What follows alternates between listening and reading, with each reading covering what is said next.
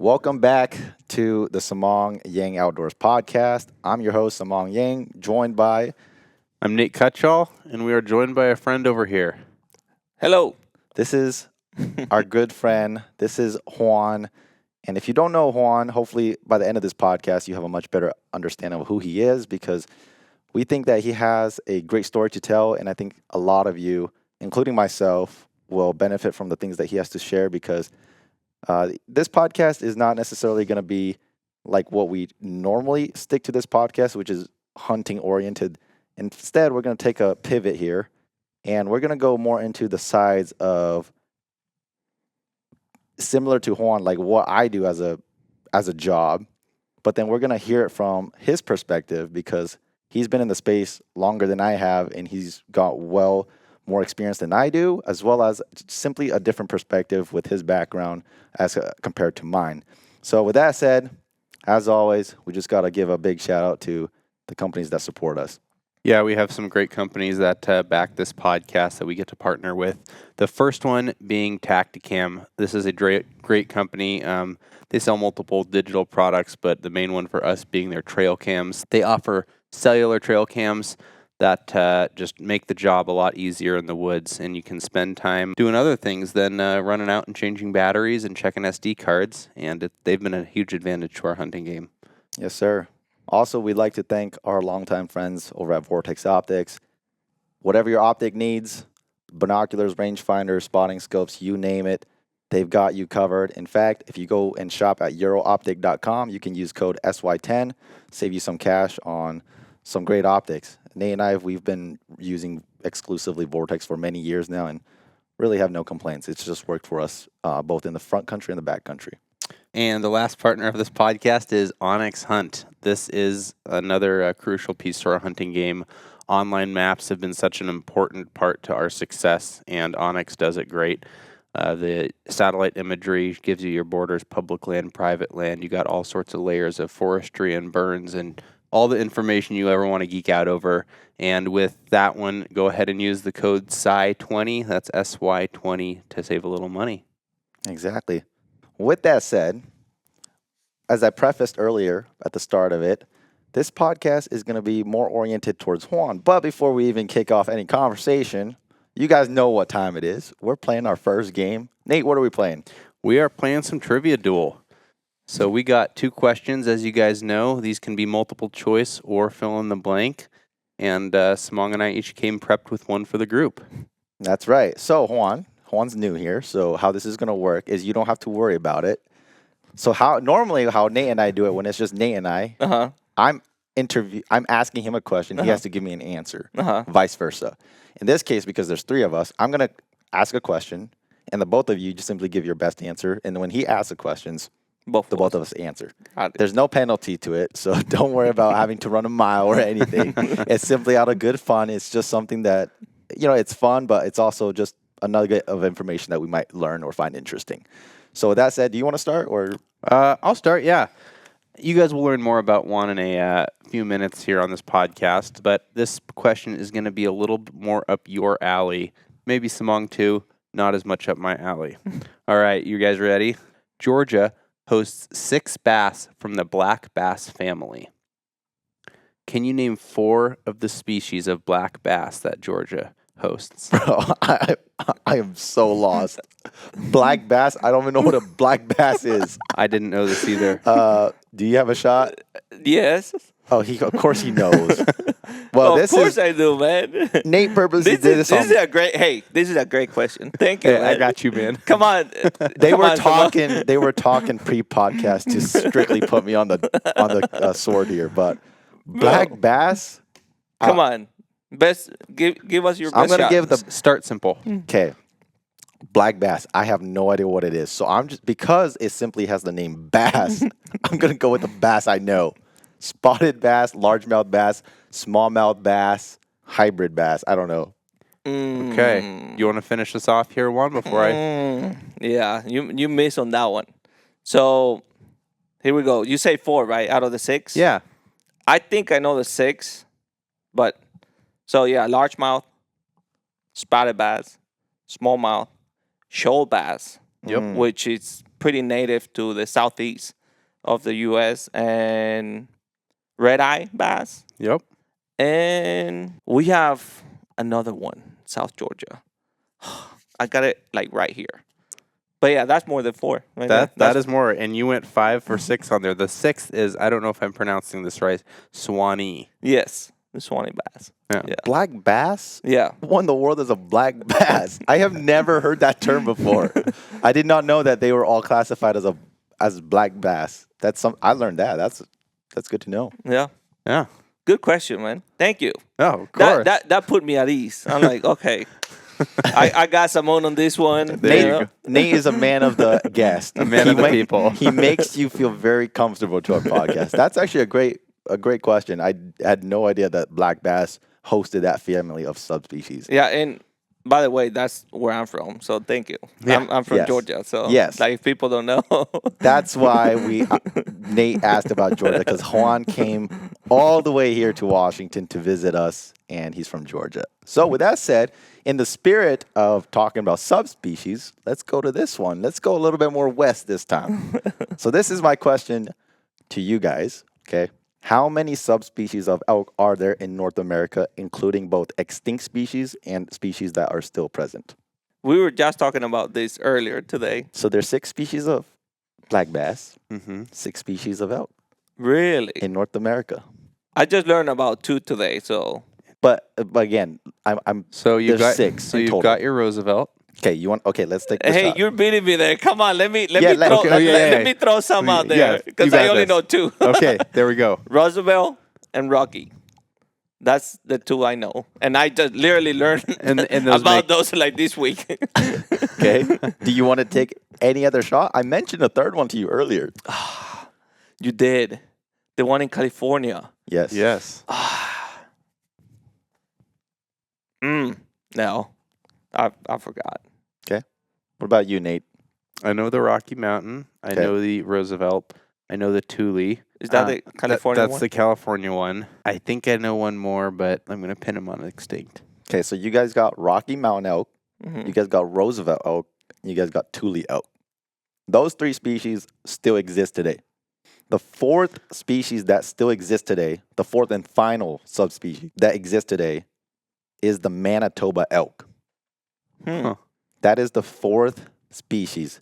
The thing about the Manitoba elk is they're often just kind of grouped in with the Rocky Mountain elk because they share very similar genetics. Mhm. And so sometimes even though they're 2 different subspecies, the genetic variation isn't enough for some people to warrant them as 2 different species. Mhm. But in this case, it is its own little subspecies. That's Canada, right? Manitoba. Yeah. Yes. Now, those are the 4 that are present: the Thule, Roosevelt, Rocky, and the Manitoba. The 2 extinct species, the first one is the eastern elk that used to roam eastern United States. Yeah. The other one is the Merriam's elk. What? No way. Yes. What? The Merriam's elk and the eastern elk are both extinct. No way. Yes. Oh, that's Merriam. too cool. For those of you who don't know, we have Merriam's turkey here. Mm-hmm. Juan he came up here and he That's killed one. one of the reasons why I'm here. So yes, there is the Merriam's turkey, and there's also the Merriam's elk, which is Wow. unfortunately extinct. But those are the 6 subspecies of elk we have in North America. Fantastic. Yes, sir. 6 subspecies. What's the night for that? There you go, folks. There's our first game for the day. Hopefully it's something interesting. Hopefully you learned something. We enjoy these games. And again, if you guys have these questions that you guys feel like would be beneficial to the show, leave a comment, send us emails. We'd love to read it because Nate and I could really use some help with some of these questions. But with that said, we want to jump into really the bread and butter of this podcast, which we really want to pivot this towards Juan because he's just a person where I feel like he has just a wealth of both knowledge and wisdom to share, especially for anybody who has any sort of aspiration to kind of follow the footsteps of what both you and I do. You and I kind of do the same thing. Both of us, our main thing we do is content creation, both on YouTube. And so Juan does the same thing I do, both hunting, fishing content. I mean, you also do other stuff, but for our similar cases here, that's what we share in common. With that said, Nate we'll start with you because you definitely come from a very different background than what Juan does and obviously what I do. You as a full-time nurse, I mean, your everyday life is very different. So to start off, you might have some questions that the general public might have because you just come from a experience where you don't have or live what we do every day. Yeah, absolutely. I think being partially immersed in it over the last 4 to 5 years with Samong and then meeting other people in mostly the hunting space together has given me a good taste for it. But going into those times 4 or 5 years ago, I definitely had the questions, and probably what my biggest question was, and I would guess a lot of people's biggest question, which I'm sure is a very complex answer, is how do I do it for myself? How do I do what you do? How do I do YouTube? I want to go fishing all the time. I want to go hunting all the time. And so to nail it down a little bit more, what do you think are some of the just a couple of the key aspects for yourself that have made you successful over the years? Yeah, that's a good question. And first of all, thank you for having me. Am I your first guest? You are the first true guest. Really? Yes. I feel honored. Yes. Thank you for being here. Yeah, truly honored to be part of this. Yeah, like Simone said, I've been doing this for a while. I went full time 2019, but I started filming in 2015. That's when the whole thing kind of began. And to answer your question, like how someone can get to hunt and fish for a living, via social media, one of the biggest things is just being consistent. And you hear that all the time, in different platforms and, from different people. But it's so true. Like if you're not being consistent in what, like go out and film, come back and edit, post that, and then like repeat that over and over and over again, it's really, really hard for your platforms to pop off and to grow. So the main thing will be just being consistent, being consistent. If you truly are passionate about, hunting or fishing, which is what we do, but you can use that in any other, aspect or any other trait that you want to do. Just don't take any days off pretty much. It's really, really hard, but it's rewarding. But the key is just staying consistent, like people say, how many times a week? Like at the beginning, post as much as you can, pretty much. I'll add on to that. So, and this is just a quick point, but I think it's a very important point that some people miss. So when a lot of people will go come up and they'll be like, I want to hunt and fish for a living. But the reality of it is we don't hunt and fish for a living. Yeah. We create content as a living. Like if you took video content creation out of it and we just went to hunt, we're not making a living. Yeah. We're going to go broke. That's not how we make our money. So a lot of people come with that question because from a surface level, it's like that's what it seems like we're doing. We're hunting, we're fishing, and it seems like that's what we're doing all the time. But the reality of it is that doesn't really bring any, in this case, any monetary value to us. It's what we do with it that actually allows us to live how we live. Now, I want to backtrack a little bit from this topic before we go any further because I think the background of everything and your foundation kind of sets everything up. So let's go way back. Like I want to hear your story because today with the technology and the internet, there's so much information available of how you can start your own business, how you can learn how to hunt, you can learn how to fish. Everything's on the internet. But when you started or when you came to the US, just preluding, it's like none of those resources were available. Yeah. Right? Kind of same when I was starting out. So to see where you started, where you didn't have access to what many people have access to today, and being able to go through those hurdles and then make it to where you are today, I think there's a lot of merit that we can learn from your story. So let's start from the start, just kind of like where you came from, you know, and just your backstory. Yeah, so my family is originally from El Salvador, Central America. We immigrated here in, I think, 2000 or 2001. I was 11 years old, and I came here, zero English, and we knew very little people here. It was just my mom and two of my sisters, me and my brother. We just started from the bottom. She was the only one out there working for us. And like you say, at that time there wasn't anything like near or close to what it is now as far as the technology and all the information. I think YouTube was barely a thing at that time, and like there were just some.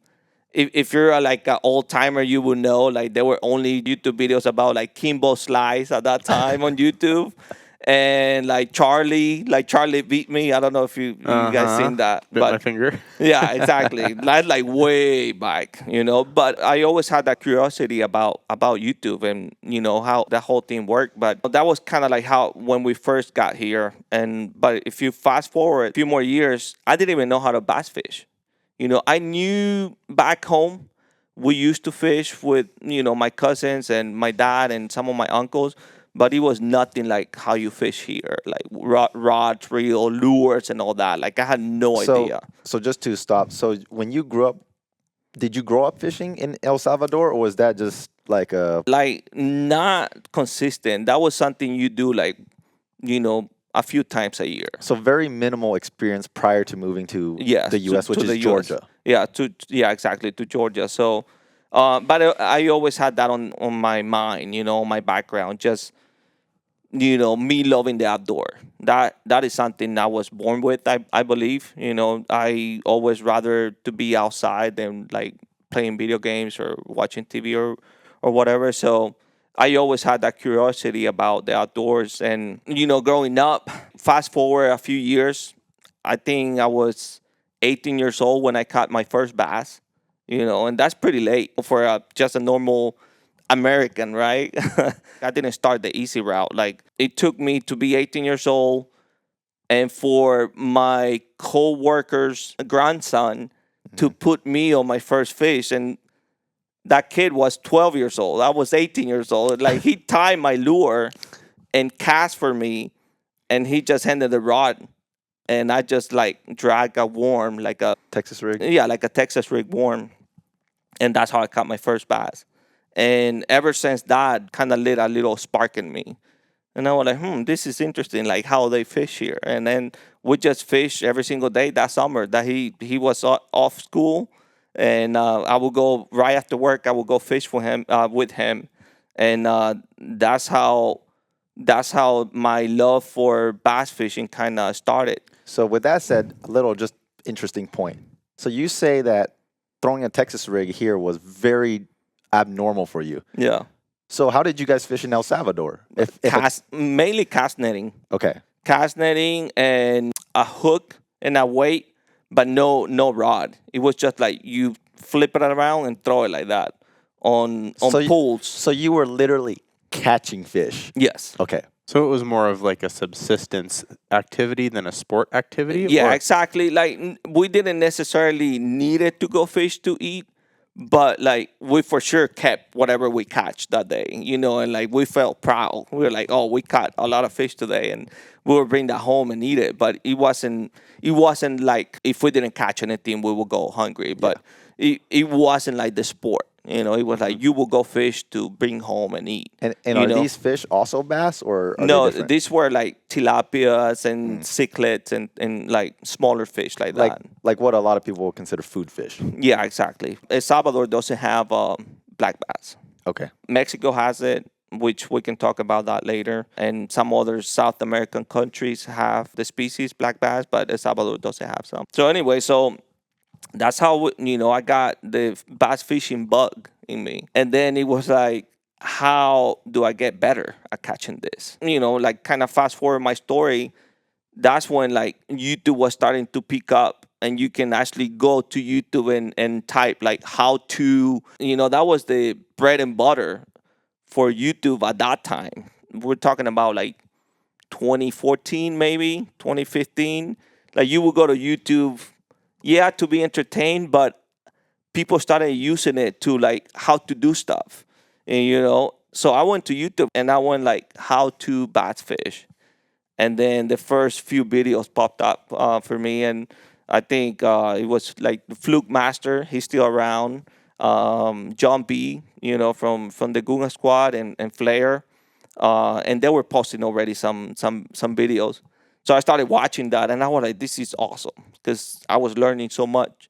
And I would watch the video, take whatever they show me, go to the pond, and practice that, and it would work. And I was like, "Man, this is great." So then, fast forward a little bit more, I'm like, "Who's teaching this to the Latino community?" And I went on YouTube again, and now I type how to bass fish, but instead of typing in English, I type it in Spanish. And to my surprise, there were very, very little and very minimum information and videos out there. Like very, very little videos about bass fishing. So that kind of sparked a light on me to start posting, how to bass fish in Spanish. So then, we can take a parenthesis there, and do a little side note. But at that time, I already had a YouTube channel. But my YouTube channel wasn't about bass fishing at all or anything like that. Actually, my first YouTube video was about ministry. Like, I've been a born-again Christian since I was, very young. And I always had a passion to help people and always had a passion, for people in hospitals and even people in prison. So I started volunteering in prison at 18 years old. And my first video is actually me coming out of a prison when I was not doing time, but I was a volunteer. Yes, very clear there. He was not doing time. He was simply volunteering. Yeah. I think I started volunteering at 18, and that video, I think I posted that video when I was like 21, 22. And that was my first YouTube video ever, because I wanted to inspire other youth to go out and share the love of God, share, good vibes, if you want to put it that way. And so I already had that channel and that video. And then I put two and two together, because I posted that video, me coming out of prison and inspiring youth to go out there and, share the good news. But then I couldn't think what else to post. And then I discovered, the whole bass fishing and how that was a thing already on YouTube. So I was like, I already have a YouTube channel, and there's very little information in Spanish about how to catch a bass and how to use a crankbait and how to put line on your reel. Like, all those things are so basic now. But 2014, 2015, a lot of us didn't know how to do that. So I put two and two together. And that's how I filmed my first video with my iPhone 5 at that time with a little tripod. And I edited that video on the same iPhone and posted. And to my surprise, talking about the first question you asked me, it didn't blow up. It got some views, but it wasn't crazy. But I just kept at it. And I think it was video number 10 probably that it just took off. Like people started coming like crazy. And that was really, really mind-boggling to me at that time, because now you see people go viral, right? Like crazy. They post a little TikTok or something and they go wild and crazy, and it's normal for us.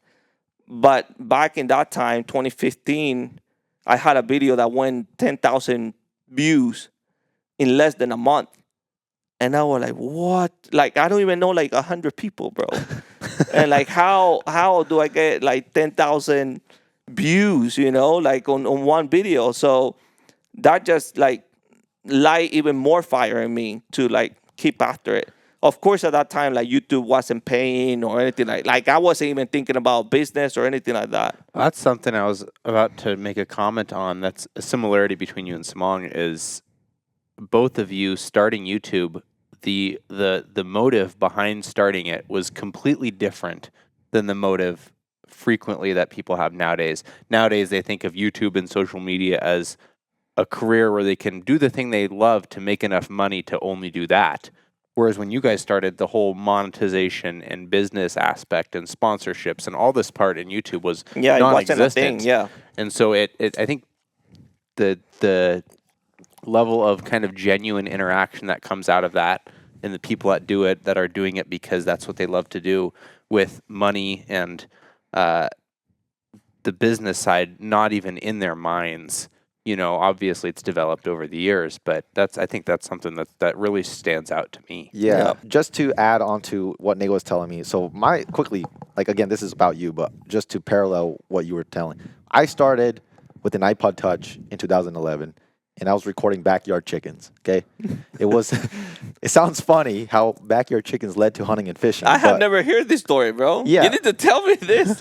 You never told me about it. Well, if you're interested about it, I'll tell you. So my parents... Like YouTube? You were doing YouTube? Filming backyard chickens? Yes. Why you're not doing that right now, bro? That's like the thing right now, man. So, yeah. So this is like 2011. 2011... In Hmong culture, raising chickens is very normal. Yes. Almost every Hmong family you go meet raises chickens, right? Not all of them, but a lot of them do. And I did not grow up raising chickens. I always knew my cousins raised chickens, and I'm like, how come we never raised chickens? And then 2011, my parents, they went down to Oregon, and I didn't go. And then they came back, and they brought a pair of chickens. They brought a rooster and a hen. And I was terrified of them. I remember we put them in the backyard, and one night my mom was like, go put the chickens in the coop. And our coop it was basically a cardboard box with a lid with like some pockets in the as a window. And I went out there, and the two chickens are standing in the corner by the fence. And I'm like, I am not touching those things, bro. Like, I was terrified of these chickens. And so I go, and like, they weren't super skittish, but they weren't super tame. Yeah. And so as I'm going, every time I would get close, they would like jump and like fly, and it would scare me. Like, and I'm like, dude, I hate these things. I can't wait to kill you guys and just be done with this. And then over time, like, I would come home from school. I was in high school at this time, and I was like, go and feed them. And then the more I fed them, I was like, they learn you as an owner, and they start being a little bit more friendly. And then over the time, I eventually got over my fear of those chickens. And then I'm just like, dude, this is like the coolest thing ever. Like, those are my first ever pets, if you consider them a pet. And then from there, Christmas of 2011, I got an iPod Touch for Christmas. And again, growing up, like, I come from a family of nine siblings. My parents had 9 kids. My dad was a single household income, working a minimum wage job. So we grew up with basically nothing. Came from like as grassroots as you can, right? Basically, like, to paint how poor we were, like, my oldest sister would, for Christmas, she would like rewrap like her old markers and crayons and then gift it to us and be like, Merry Christmas. These are the markers that I use that still have some ink in it. That's how poor, like that's how poor we are. Yeah. And this is a point that I'll get onto later, but like, that's my beginning. And so over the time when I got this iPod Touch, I mean, like, this is my first actual like expensive thing I've ever owned in my life, and it had a camera on it. And so I'm like, kind of like you, I was like, okay, well, I start to like raising chickens now, and I like the fact that I can film. And so I started filming my chickens, and so I opened this YouTube account, started filming stuff and just uploading it. And then again, I grew up hunting and fishing, so naturally I just go hunt in the fall, and then I would start filming these random clips of whatever we're doing out there. Yeah, you were like, why not filming, why not film this, right? So at this point, it was more like, yes, the chickens kind of started it all. Yeah. But then through them, it ignited a passion for like cameras, like videography and photography. And then that's where it's like, it's the foundation. So now I start branching out. Like, I can record fishing, I can record hunting, I can record chickens. It's just the love of filming is there. It's been born. And so fast forward 2016, I started my YouTube channel today, Smong Outdoors. That's where I've been posting all my hunting and fishing content. But just to parallel kind of with what Nate was getting at, I didn't start because I wanted to be a YouTuber or I wanted to do this as a job. It really just started because I did this and I enjoyed it, and so I'm going to do it. Yep. Right? It was really a passion project. And so, again, not to take away from you, but that's just a parallel of my story to line up with yours. So with that said, obviously you started, when did you start your fishing channel? Yeah, so my YouTube channel, I think if I'm not wrong, I started in 2015. 2014. Okay. But then like the fishing came in 2016. Somewhere around that time where I took it serious and I was like, okay, let me just post fishing. Like that's like 2016. That's when that 10,000 view video went, viral that time. Which now 10,000 views is like, oh, you got 10,000 views. But at that time it was crazy. For me, it was like mind blowing. So that kind of gave me inspiration to keep posting, to keep filming, and to keep learning how to edit. How to film and all that. Bought my first GoPro 4, I think, because I was filming with my phone. I just had like a little chest mount and I put this phone sideways, bro. And then You want to know something? What? I started with that too. It had suction cups on it. Yep. Yeah. I'm telling you, like I did it. I never thought, like during that whole time, like 2016, 2017, I didn't even think about money or anything like that. And, a little parenthesis there, like, even now, like in the Latino market for YouTube, our CPM, I think it's called, right? How YouTube pay, it's really bad, even now, bro. Yeah. So I didn't even think about doing it for the money, because even now, like the CPM that you get paid from YouTube for like a Spanish speaking video is terrible. Yeah. It's really, really bad. And we can get into that later if you want. Just a quick note for those of you who don't know. CPM simply stands for how much money you get per 1,000 views. Yes. That's what it is. Yeah. So for example, like a fishing English speaking video, 1,000 views right now will get you like, I don't know, probably $8 to $12 maybe. Maybe I'm not a little high, maybe like $6. But in the Latino, like a Spanish speaking video, that will get you like probably $1 or maybe like 90 cents. Oh, wow. And that's because, and we can get into technical stuff, but that's because like there's no demographic. The countries where my people are watching the videos, like, let's say Argentina, they're one of the worst countries as far as CPM. Like, companies in Argentina, they're not investing into YouTube, so in order for YouTube to pay you good from those views from Argentina, companies in Argentina got to invest on YouTube, so that's why every country is different. Like the CPM of every country is different.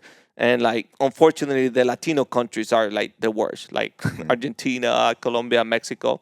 But anyways, like going back to my story, like I didn't do it for the money. I just did it purely for the love of fishing, for the love of sharing knowledge, like teaching other people.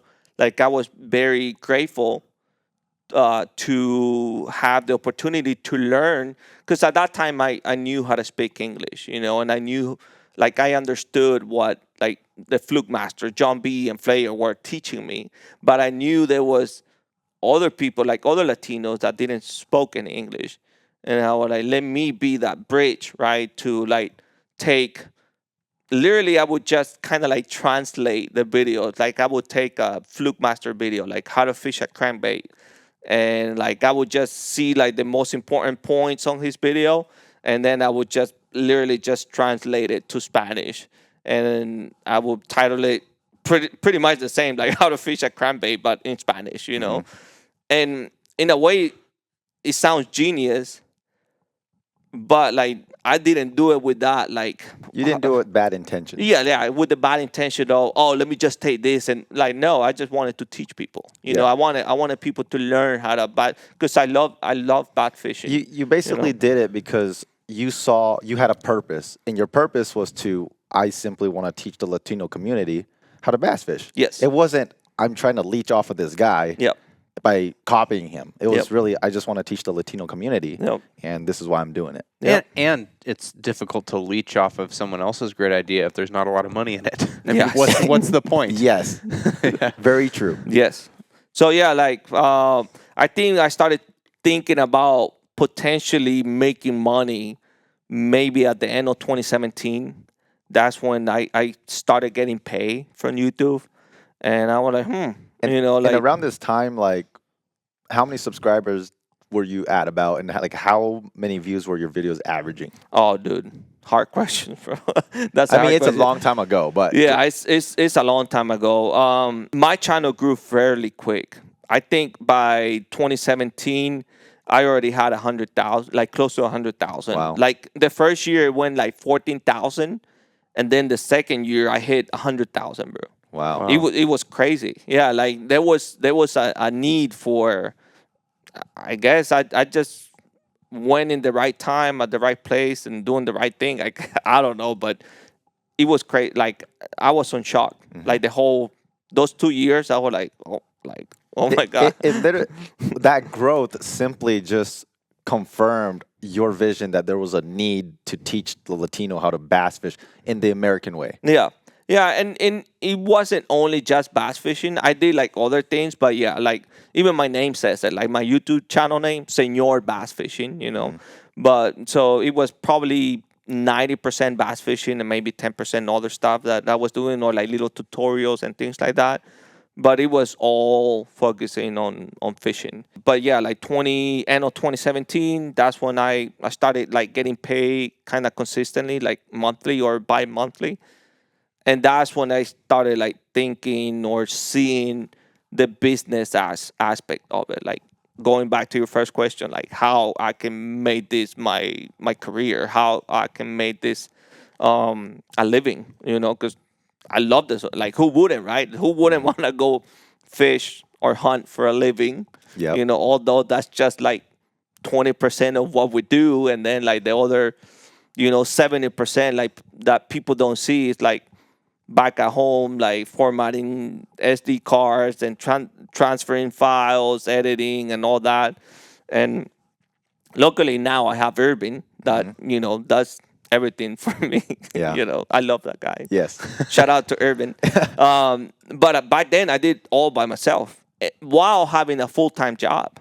So full-time job, going out and film, coming back home, edit, scheduling videos, post videos, and all that, and then going back to work the next day. So I did that for 2016, 2017, 2018, and I went full-time at the beginning, January of 2019. So this is where you and our similarities kind of depart.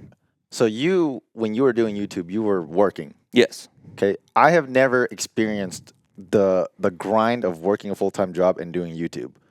My experience was I was a full-time student and grinding YouTube on the side. So one of my biggest struggles as a college student is you're broke, right?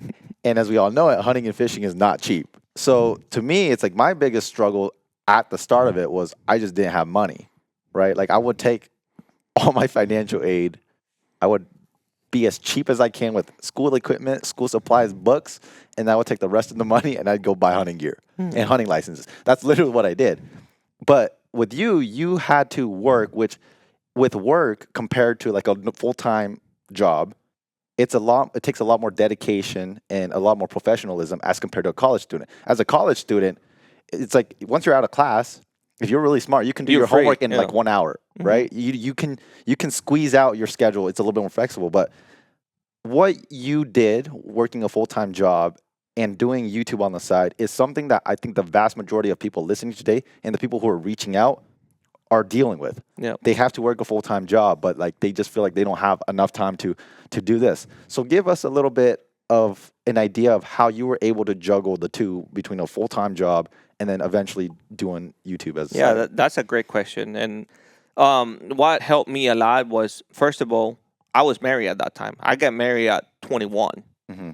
So when all this happened, I was already married. So my wife, she was a great support. She always believed in me. She always, support me, inspire me, just encourage me. That was one of the key things. And the second thing was just started putting priorities, right?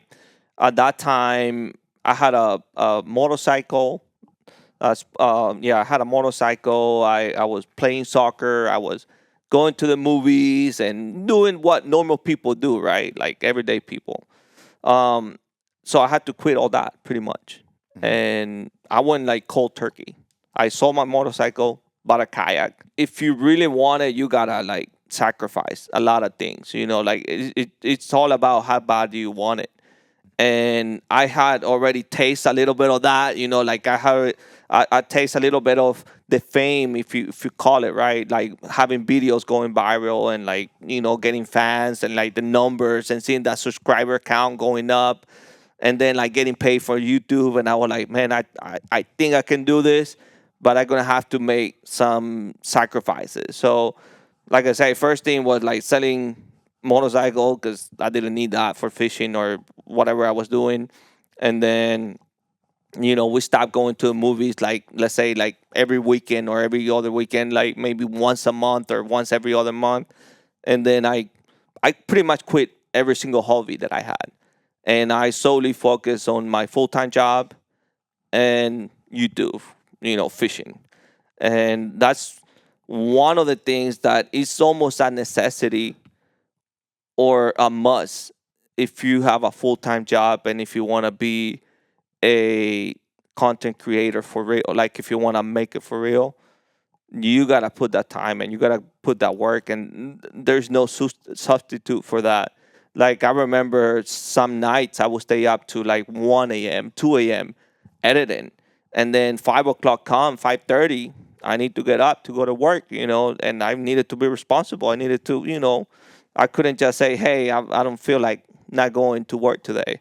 So, that made me put those priorities in check, and that helped me a lot, So like having a good support group, which at this time it was my wife, until today, like she's probably my number one fan. Mm-hmm. And I'm pretty close to that. and then just making the right sacrifices. Be willing to let go of things that probably are not helping you reach where you want to go. Yeah. So it's hard sometimes. It took a lot of discipline. You basically have limited time, and you basically went down the list and said you prioritized what you knew was important to you. Yep. And you just slowly crossed off the things that didn't matter until you can fit what actually mattered into what limited time you had. So Yep. I'm assuming when you worked a full-time job, you worked Monday through Friday and had Yep. the weekends off. Yes. Yep. Yeah, which is and you make it sound easy, but like not going to the movies, right? Or not going and hang out with your friends.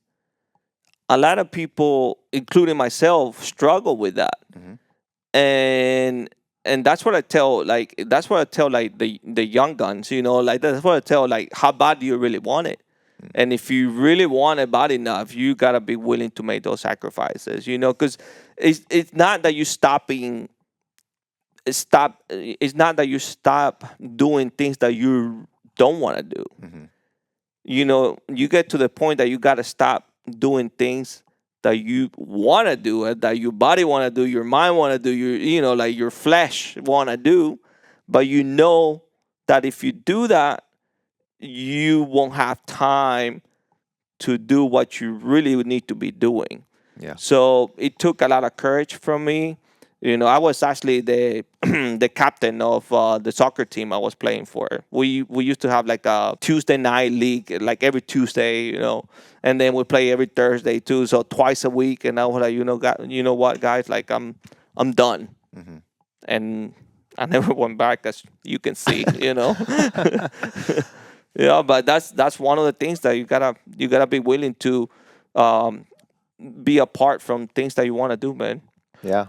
I've got a question for you, and this takes a little side road to a bit more business focused question. I just want to hear the story of the first time, if you remember the first time a company reached out to you when you're on YouTube, and then what you've learned in the business aspect of working with companies over the years. Obviously, I see you wearing a Toyota fishing team hat, so you've been extremely successful working with businesses.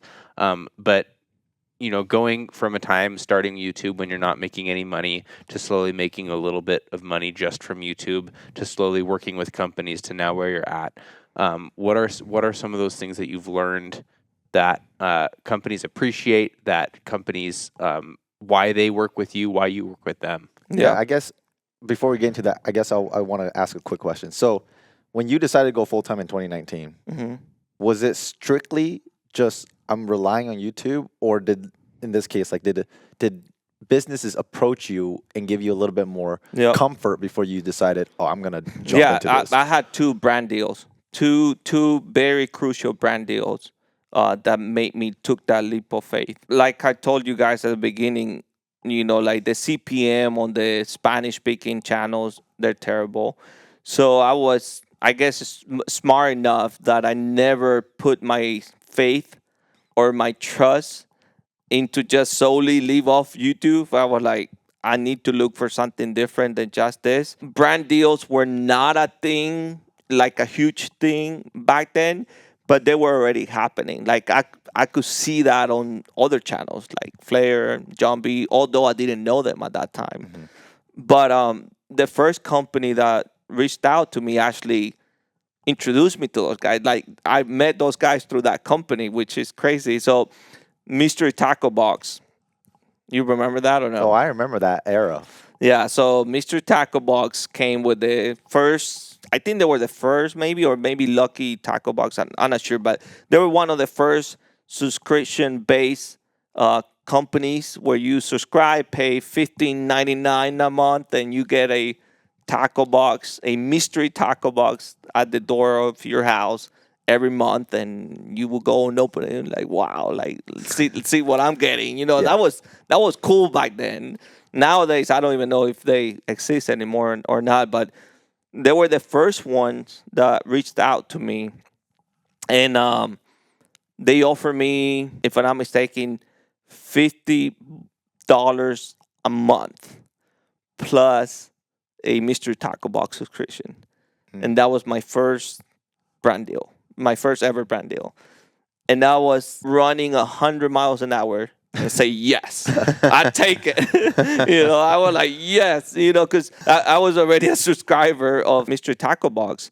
And yeah, so when they offered me that, I was like, heck yeah, let's make. And I felt like the biggest shot out there. I felt like the biggest influencer out there. You felt very validated. Oh, like my first brand deal, but that kind of opened my eyes to that world.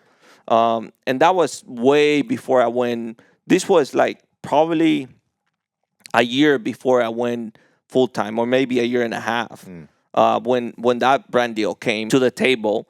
But it was through them, through an invite that they gave me to go to Texas to do a fishing tournament, that I was able to meet John B, Lay for Guy, and the rest of the. By the way, these are famous fishing YouTubers, and they were famous back then. Like John B, I think he had 100,000 subscribers at that time, and the Guggen Squad didn't exist at that time. They were separate.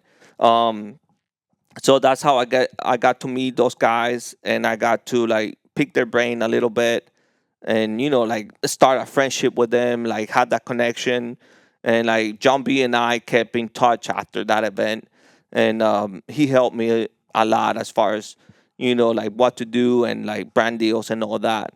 So I'm pretty grateful with them, pretty grateful with Mystery Taco Box, although they cheap me out a little bit on $50 a month, but they showed you it was possible though. Yeah, exactly. Yeah, and they like I say, they treat me well. Like those $50 went up pretty fast after that. I stayed with them for many years, probably 4 or 5 years. Yeah, I think again, I'm just kind of paralleling as much as I can here, because I think there's just a lot of merit to hear your story and then somebody else's story. So with you, you had a brand deal approach you, right? Like a pretty big name at that time. Like they were very popular. And then you eventually got sucked into meeting people who were already doing what you were striving to do. Mm-hmm. Now, on the flip side, like, I wish I had that at that time. But to me, it's like, I grew up in a small town. Like, nobody knows what Spokane is, right? Mm-hmm. And so when I grew up and I was trying to figure it out, like, I was void of collaborations because there was really nobody at that time doing YouTube. So everything I did, I had to do on my own, right? Like, I didn't get to collaborate and get their share of subscribers and vice versa. And so for me, like when I approach, I had to do the approaching for brand deals at that time. And again, when you approach, it's like I have no idea what I'm doing, right? How big were you when you or your channel? Yeah, so around the same time. So you went full time 2019.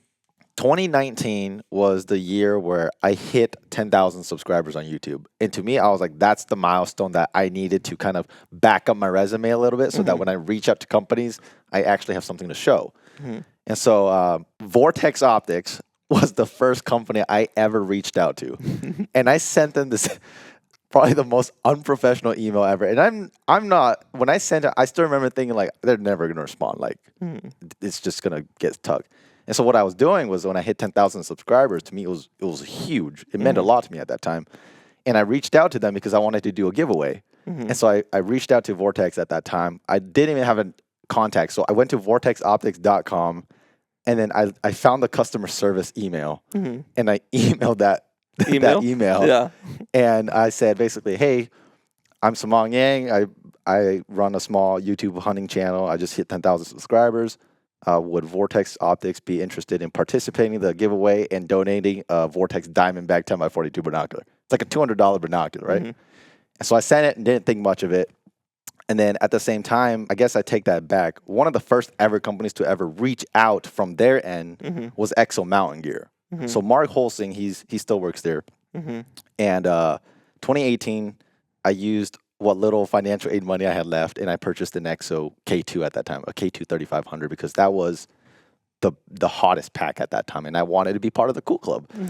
And so I bought it, and I made a really, really crappy bag dump video, but it was featuring the EXO. So I was showing off like my Walmart Masio puffy jacket and like just really cheap clothes with the really expensive backpack. And Mark Holsing somehow saw that video, and at that time I had like my email in the description, and he actually sent me an email which I didn't even know until like 3 months after he sent it.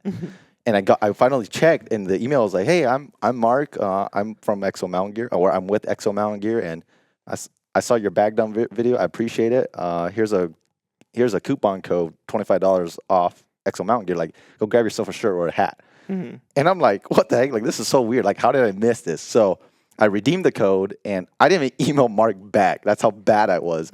I just took the code, I bought myself a hat, and then Mark, he followed up. He's like, hey, I saw that you redeemed the code. Like, don't hesitate to reach out if you ever need anything. And so I finally responded, like, hey, like that means a lot, and stuff like that. So that was 2018. And so because I had that when 2019 came and I hit 10,000 subscribers, I also reached back out to Mark because he was basically the only person at that time I knew in the hunting space. Yeah. And I was like, I just hit 10,000 subs. I don't know if Exo is willing to give away a pack or anything.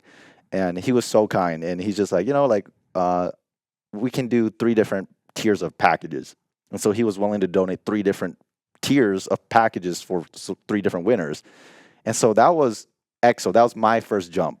Back to Vortex. The email that I received was, we saw your email. If you're available next week, we'd love to hop on a Zoom meeting with you. And I'm like, these guys want to talk on a Zoom meeting over a binocular? Like, that's kind of obnoxious, right? And so I'm like, I don't care. Like, I got a response. I was ecstatic. And then I get on there, and the first person to ever respond, his name is Jameson. I think he still works for Vortex, but he's now in a different position. And I get on there, and it's like, they're in a very formal desk meeting, and I'm sitting there in my room. I'm like, I don't know what I'm about to get into. Like, this is way too professional. And like their whole marketing team was there, and they're basically just like, dude, like we kind of scoured over your YouTube channel. Like, we really love what you do, and we would love to extend a formal relationship with you. And so in my head, I'm like, okay, well, what about the binoculars? Like that's what I asked for. And so they were like, like if you're interested, like, yes, like we will 100% participate in the giveaway. You were so worried about the binocular. Yeah, because I'm thinking that this meeting at that time was about the binocular, but obviously it wasn't. Like, they clearly saw something bigger than just the binocular at that point. Yeah. And they just said, no, like we would love to have you on the team. And I'm like, bro, you gotta be kidding me, right? Yeah. And so obviously, like you, I was 100 miles per hour, like Yeah. running around, like celebrating, like, oh my goodness, this is happening. So obviously I signed with them, and 6-7 years later, like here they are. Look at them. Yeah, they're still my longtime partner, and so that's where my start came from. 'Cause similar to you, Yeah. right? Like we kind of just didn't really know anything, just kind of two rookies, if you will, just kind of doing what we do, and then the right opportunities just simply come because we just waited for the right opportunity. Yeah. Yeah, God is good, man. God Amen. is good. Hey, the only difference that I see there is that you were by yourself. Like you didn't have anyone. And at the beginning, it was the same for me. But what helped me out a lot was like getting in touch with like John B and the Guggen Squad at that time, and they kind of took me under their wing, and they started like getting me up to speed of how things were done. And of course I made those mistakes, and I made those quirky emails and quirky messages, and like, this is Senor Bass Fishing, like I have like whatever amount of subscribers, and yeah. And like I say, after I met those guys, they kind of like taught me the ropes of how you can approach companies, how how you can get those brand deals worked. At one point, I even had a agent, like the same agent that represented the Googans actually represented me, and it got way easier at that time, because he brought deals to the table for me and the guys. So we kind of pick and choose whatever deals work for us, and it was nice at that time. Those I tell people that for me, like the heydays of YouTube probably were 2018, 2019, maybe a little bit of 2020, but 2018, 2019, at least for me and like our industry, like the fishing industry, it was crazy. Like I got stories. I don't know if I can tell, say them in the podcast, but like companies did not know like how much you were worth, like our channels, and like we didn't know how much we were worth.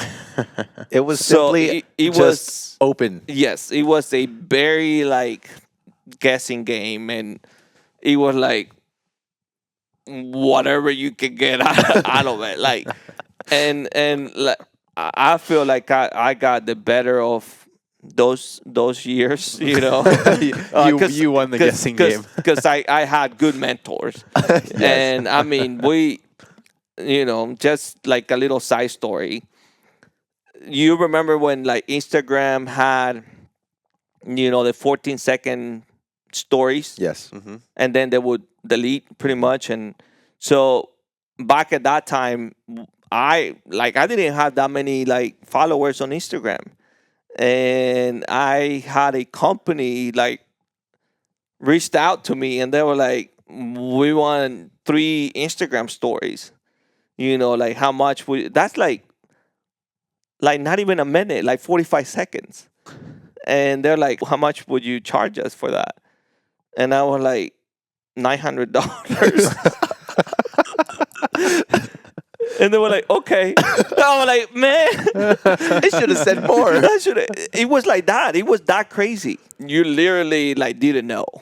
And you would just like kind of throw numbers out there. You were clueless, and the businesses were even more clueless. Yes. Yeah, Yes. well, this was like the infancy of social media brand deals, and and it could have been different in other industries, but like the whole like fishing probably, and maybe a little bit of the outdoors at that time, like you had like older guys managing the marketing departments, like older guys that had no clue what YouTube was and how that whole team works, and that you can just say, hey, I have 100,000 subscribers, and they like quickly 100,000 subscribers equals 100,000 sales on my end, and like people we didn't know, like they nowadays, like, to get a Vortex deal or to get, like a Toyota deal, they do some background stuff on you.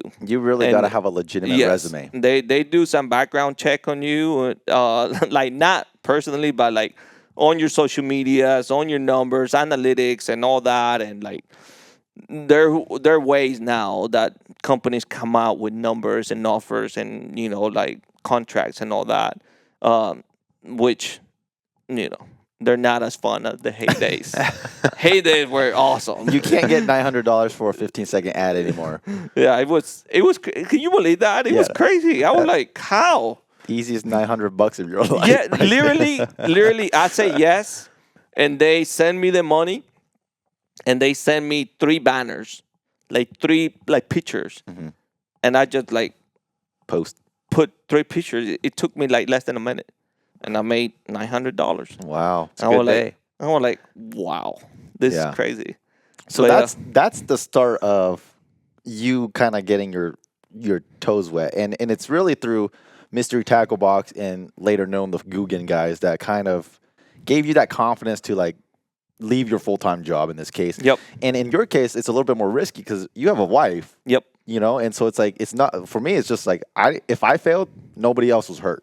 Yep. Like it's just on me. But it's like if you failed, okay, it's like what happens to your wife? Right? Like what happens to the family? Yep. And so clearly you had to have a pretty solid foundation or a building block for you to be able to just leave your full-time job and hop into it, right? Yep. And so obviously since that inception of introducing businesses into what you do now, you've clearly climbed the ranks pretty fast. I mean, as Nate mentioned, you're rocking a Toyota fishing team hat, right? But I guess even though like that's where you're going, I want to touch on kind of the building blocks of how you get there because every business is different. And this is something that I feel like is very secretive because a lot of times you're signing NDAs, right? Yep. Non-disclosure agreements between contracts. You can't disclose certain amount of things. And so this is the aspect of the industry where the general public just doesn't know because nobody is willing to talk about it because nobody wants to get in trouble. Yep. And so we're obviously not going to cross that line, but between the both of us, I think there's a lot of points that we can make that or misconceptions that a lot of people might have regarding businesses. And just to start with that topic, I'm going to reemphasize what I brought up at the beginning of the podcast. We don't make money because we hunt and fish. Yep. Particularly with the business side of things. For example, when you work for a business and that you sign a contract, whether it's a formal contract or just a handshake type agreement, they don't pay you to go hunting or they don't pay you to go fishing. They pay you so that when you are hunting, you bring back something tangible for them. Mm-hmm. And it can be photo assets or a video content of some kind where that business can then use to promote X product or their own business. Yep. So the phrase, again, it's well-meaning, and I don't think there's really anything bad under this term of how do I hunt or fish for a living. But the reality is, it's not really you're hunting and fishing for a living. You're literally working for a company, but you're just kind of your own boss. Yep. You have a little bit more flexibility as a contractor, because that's essentially what we are, versus an employee, right? And so with that said, you started with Mystery Tackle Box, and then obviously you started with $50 a month. Now people will see that and be like, oh, that's cool. But $50 a month, as we all know, you can't live off of $50 a month. Yep. So this is really the gravy of it all. It's like, how do you get from that starting point where you're getting $50 a month to a point where you're able to do it as a living? Yep. Rule number one that I always tell people is focus on your brand. The more your brand grows, the more money you're going to make. So that's one of the common mistakes a lot of influencers make. They kind of shift the attention and the drive and the work to make, X brand bigger than their own brand. And that's in my mind and in my view, that's a mistake. Like the biggest brand you want to promote and the biggest brand you want to work for is your own brand. Because you know that, the more you grow, that translate to the more numbers or the more zeros you're gonna have on the next contract. So that's like very basic. Just stay focused on your brand. You can start doing brand deals, but don't forget about salmon gang or like Senor bass fishing. For me, that's like my number one priority. And that's a great point because I think that's, even though you say it's basic, which it is at surface level, even though I feel like that's the first step, people already take the wrong first step. Yes. Because they don't come with the mindset like that. They're so, and again, it's you get so happy. You get so happy that this big brand they like reached out to you. So then you go like beyond, like you're doing things for them that you don't even do for your own channel or for your own social media. Because in that case, it's like the validation. It feels good, but at the same time, I feel like it also comes from a point of desperation where like they're so desperate to make it work that they're willing to do everything, even though it comes at the cost of them sometimes, to try to please X company to be able to up the number of zeros they have on their paycheck or the amount of products they get. And so even though, again, that's like the first step that's very basic, I feel like a lot of people already missed that first step. Second step, I would say, I don't see myself as a sales rep or as a affiliate code representative, I try to stay away from affiliate programs and things like that. I don't see myself or my brand or what I do being like a salesman. I see myself more as a promoter than a salesman, or you could say an ambassador. Those are like the two titles that I kind of relate more to. It would be either an ambassador or a promoter. Like I'm not here. Yes, I want the best for your company, and I want to get, I want the best for your company. I want to sell the most products for your company, but I'm not a salesman. I'm a promoter. I'm gonna use your product. I'm gonna use it well. I'm gonna use it to the full potential, right? Like fishing rods, fishing lures, all that. I'm gonna showcase it, but I'm not gonna force people to go buy it. Yes. Like I use it because I want to use it and I believe on it. Like I guess that's if you want to say point number 3. You want to be using or promoting things that you really want to use and promote, and that they work for you, right? Like you don't want to just go out there and just because they're paying you, you're gonna partner up with a brand that you really don't like, or you really don't believe on their product, or it just doesn't go with you, but you doing it for the money. You're doing it for the wrong reasons. Like don't do those type of deals. But like going back to the promoter side, I just gonna showcase your product, and I just gonna leave it on people's hand if they want to go buy it or not. You're not gonna see me, my videos just pushing like go buy this, or like affiliate codes and things like that. Although I do have a few affiliate codes, but I try to stay away from that.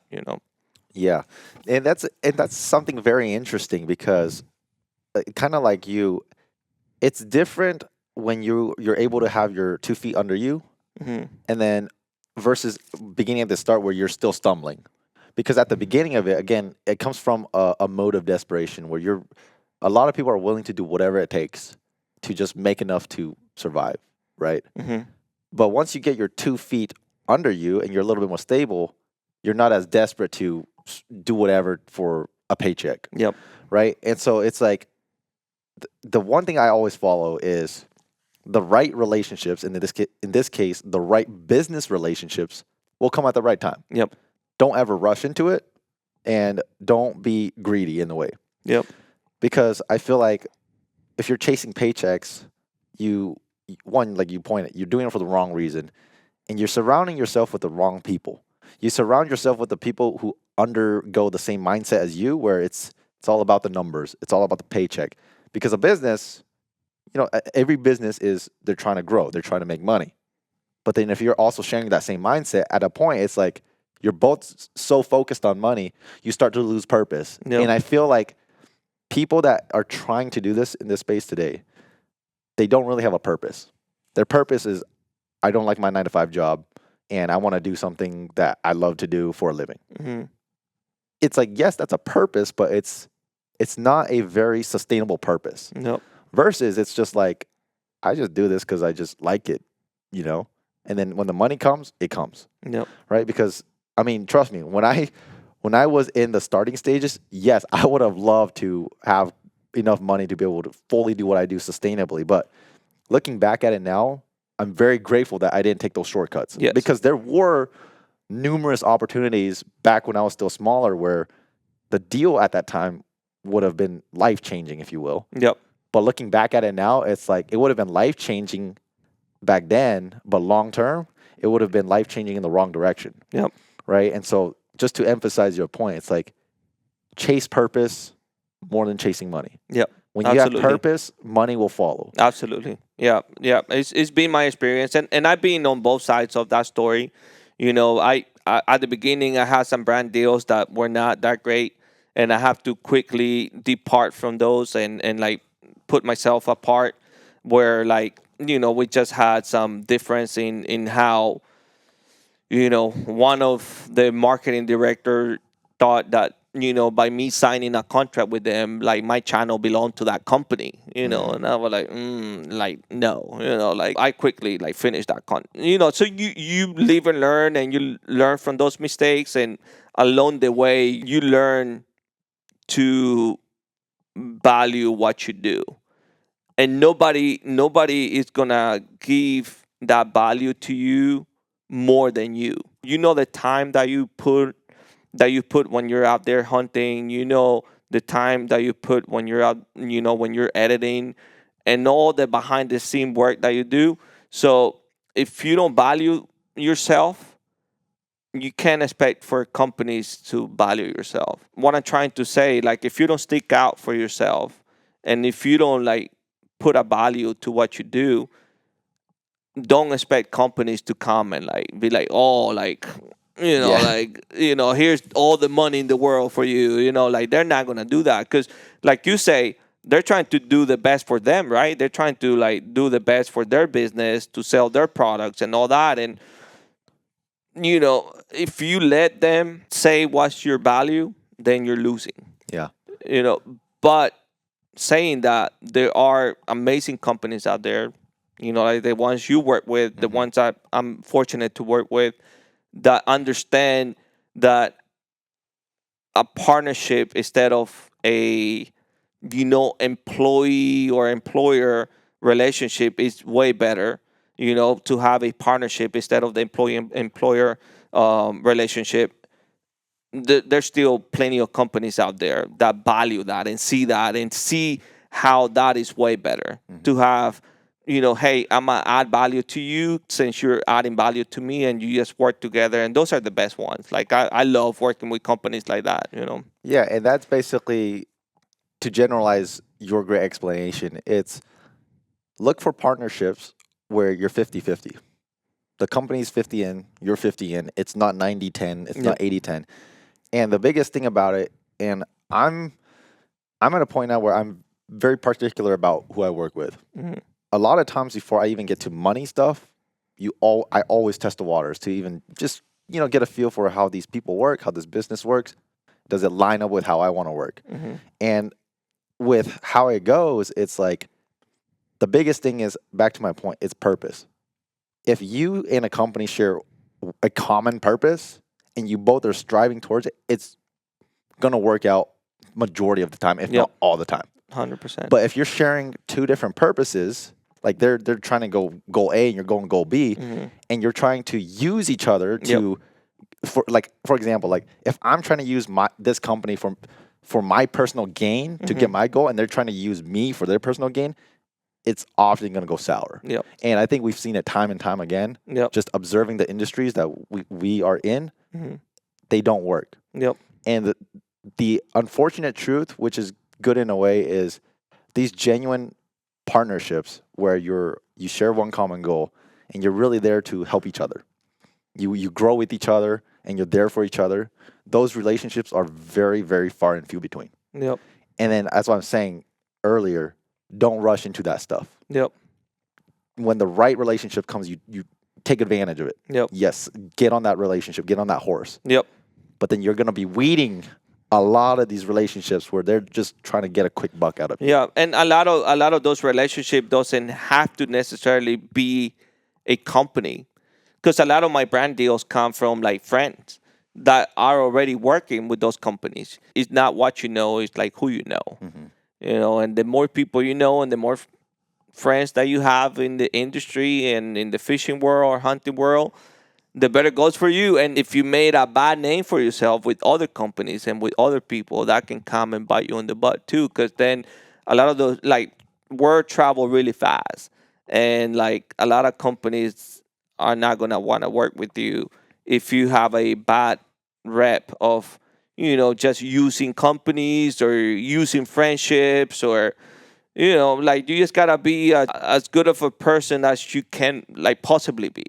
And I go by that rule. I just give everyone the benefit of the doubt.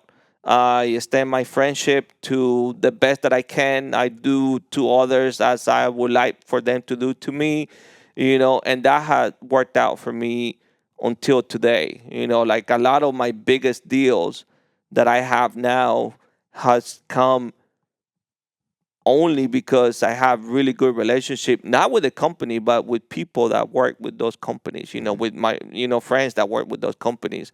And they're able to put their hands on the fire, for me, to be a partner with them. And vice versa, I had the opportunity as well to bring up names of my friends to the companies I work with and put my hands on the fire for them as well, and be like, hey, this guy fit well with us, and like he's a great guy. He's he has great social medias, and he will be an asset for us, for the company. And that's another thing. Like, I see my partners, like, I see their brand as my own brand as well.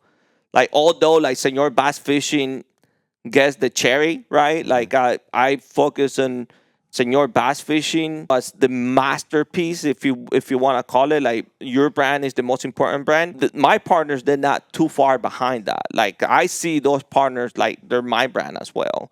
And I see those products as if I'm building or selling or, promoting those products. And if they're mine, like the fishing reels that I use, the rods that I use, like, I feel proud of those products, and I had the chance now to develop some lures now, and it feels awesome, like to have a product that you worked on and that you feel proud of and that you feel, that you want to share with people and you want them to use it. It feels amazing, Yeah, and that just goes back. So it's like, now you're not just chasing a paycheck.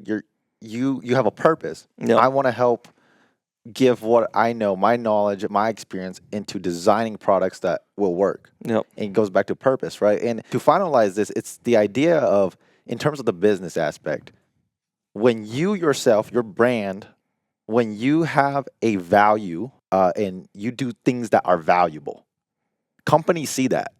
And when they see that it's valuable, they're willing to talk. Yeah. They're willing to come up to you. But if you just do nothing, you don't even have to sell yourself. Yeah. They see it. Yep. And nowadays, it wasn't like the heydays back then. Nowadays, I'm dead serious. Nowadays they come to you.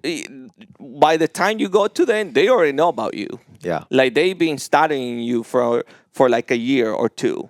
But, like, it happened to me with multiple companies where we finally get to like meet, like face to face or like a formal email, and they're like, oh yeah, we know who you are. Yeah. Like, we've been knowing about you. And that's because you were so focused on yourself. Yep. And not in a selfish way, but from a personal confident way, I guess. You focused on yourself, where you put yourself out there to the point where you were bringing so much value. You were creating value within your own brand, where companies look at it and they say, that's something that we as a company, we value and we can utilize. Yep. And we can grow together. Yep. And that's the biggest thing, is like your point earlier, is like, too many people focus on things outside of their own brand. Mm-hmm. And when you focus outside of your brand, when they look at your own brand, companies look at your brand, there's nothing there to offer. They're like, this guy is building someone else's brand. Exactly. And so that's something that's really important. I'm really glad you brought it up, is yes, companies, the right companies, are amazing to work with. And they're a large reason why you and I are able to do what we do today. Oh, absolutely. And I'm forever grateful for that. I love my partners, dude. Me too. I'm like, Yes. What can I do for you? Mop the floors, clean your bathroom. Like I'm serious. They're amazing. Yeah, but it's like the point is, it's like bring that value, focus on creating that value, and the right businesses will come. Yeah. And I think we've done a very detailed job of highlighting kind of the steps or building blocks to not only turning YouTube in this case as a job, but also with the help of other like businesses, because one of the most common questions I get is like, how do you actually make a living? And there's multiple sources. If you're going to talk about financial income, there's multiple sources. Yep. And one of them is like, yeah, you get money from social media, from your own personal brands. And then we also have help from sponsors, right? Yep. Partnerships. Exactly. But again, we're highlighting like all the hoops we go through before we say yes. Yep. We want to formally work with this company because, man, I don't know about you, I've declined a lot of brands, and they offer very fair and sometimes even great deals, but simply for the fact that the core fundamentals where your purpose didn't line up with each other or your values didn't line up. When those fundamentals don't line up, the money at that point is kind of void. Yep. Right? At least from me. Everybody's different. Yep. Right? Like, yes, if all you care about is just chasing the bag, you're going to go about it differently. But to me, I value not only businesses, but I also value personal relationships. Yep. Like my folks at Vortex, like I consider them more as friends. Yep. Rather than this business that I work with. Yep. Right. And that's what I want to do. I want to be able to do something sustainable long term. Yep. I'm not here to get rich quick and then dip.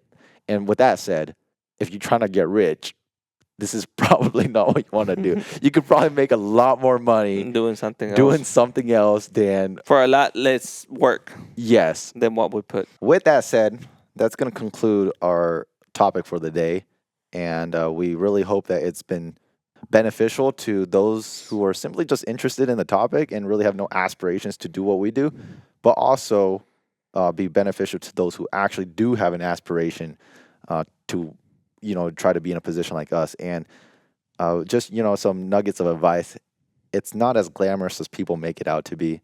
I work significantly longer hours than somebody working a 9-to-5 job. But again, because like Juan, the foundation of it was a passion. It wasn't a job. It wasn't monetary value. It was simply a passion. That's why even though I work technically more hours than a 9-to-5 job, it still feels like I don't work. Yep. Right. And I feel like in order to make this work, you really do have to be in the right mindset of having the right fundamentals, having the right building blocks, taking the time and doing it the right way. Because in this world, like, yeah, you can make almost any way work, but I truly believe that there are better ways to go about it than other ways. To reaffirm that, you said it multiple times, the purpose, right? If your solely purpose is making money, you're not going to get far. You're going to have to enjoy what you're doing. You're going to have to not only enjoy it, you got to love it. And you got to be willing to like sweat blood for it. And if you're willing to do that for your passion, then you're on the right track. If you keep at it, eventually it's going to work out. There's still a lot of opportunities out there for new YouTube channels, new social media. It's always evolving. Now, you have TikTok, you have Instagram Reels, you have all that where you can make a name for yourself. But the main thing is like purpose, your passion. And if your passion and your purpose is only dollar signs, it's going to be very easy to give up, because, like someone said, and I said, like $50 contracts at the beginning, they're still out there, and people can get discouraged. You can get discouraged, and just give up. If that's your motive, if when you get your first offer and you're like, that's it, like I can make more doing, for a lot less time. Mm-hmm. So make sure your motives and your passion and your purpose is bigger. And an extra thing, if you can include people into that purpose, into that motive, into that passion, get that blessing through you for other people as well, that's gonna help you out even more. When you bring like third parties to the table. I know Simone enough to know that, and I saw him even today helping someone at the river.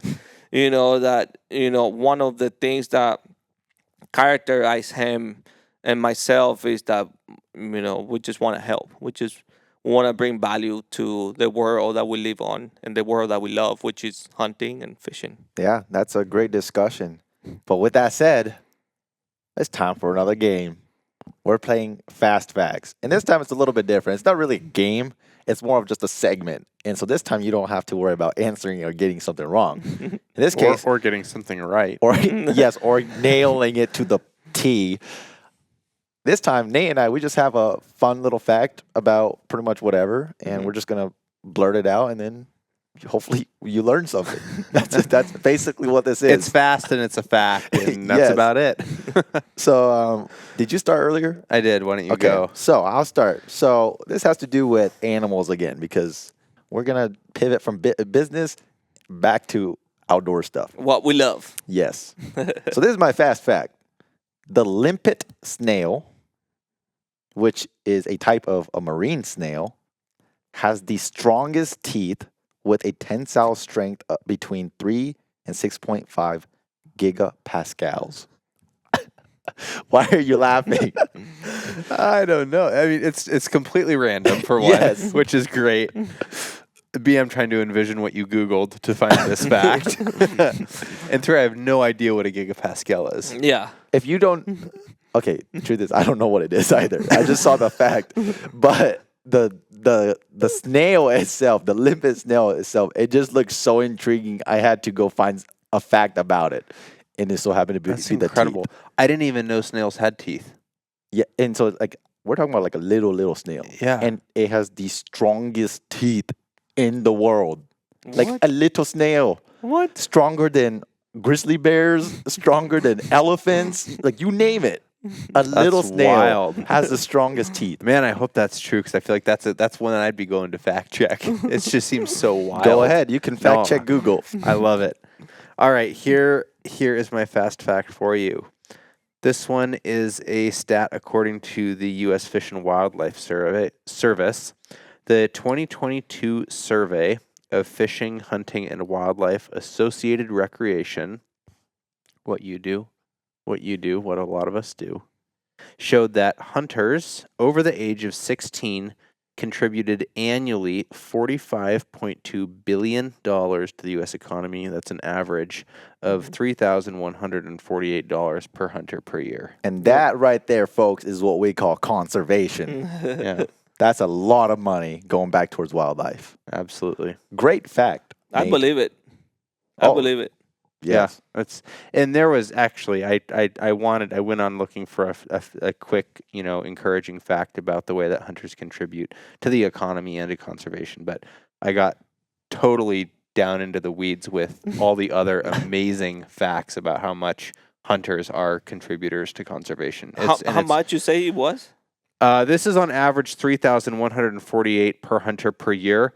And that was one of the lower numbers because what's the total though a year? $45.2 billion. Yeah. That's with a B. Yeah. As in billion. Not million. And billion. there were much higher facts on that too. And this was a pretty narrow on what they considered contributing to the economy. I'm not sure that this one involved like travel and hotels and restaurants. It was more tags, hunting gear, things like that. Things that were directly related to hunting. Yes, sir. I got one for you then. Okay. I just recently researched that. I had to do like a little seminar and I talked about money and fishing. And one of the facts was that fishing brings $54 billion Wow. a year. All right, hunters. We got $9 billion to catch up. You guys gotta catch up. Yeah. So with that said, Juan, as we wrap up, where can people find you if they want to follow you?